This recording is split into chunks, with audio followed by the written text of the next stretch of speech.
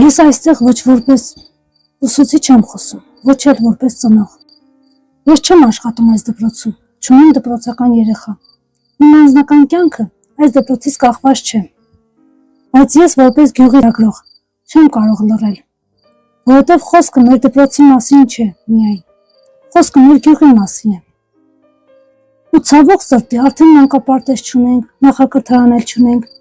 Եթե հիմա այլ դպրոց փակեն, էլ ոնց պիտի կյանք պահվի գյուղում։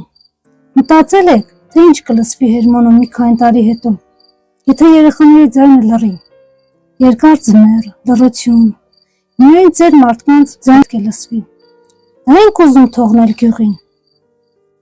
Դպրոցը սուրբ կառույց է, ոչ միայն գիտելիքի տեղ է, այլ գյուղի հույսի նշան։ Երբ դպրոցը բաց է, գյուղը կենդանի է, երբ դպրոցը փակվում է, գյուղը մարում է։ Ես չեմ շահում այս դպրոցից, բայց սրտանց ուզում եմ, որ այն ապրի, որ վաղը գոնե մի երեխա մնա, որ ժպտա այս հողի վրա։ Դրա համար է պետք, որ բոլորս խոսենք, որ մինչդեռ հնարավոր է, փրկենք մեր դպրոցը, այսինքն մեր գյուղը։ Խնդրում եմ, եկեք բոլորով հավաքվենք միասին, փորձենք ամեն ինչ անել, որ մեր դպրոցը չփակվի։ Մեր դպրոցը մեր գյուղի կյանքն է։ Չեմ ուզում, որպեսզի գյուղում կյանքը մարի։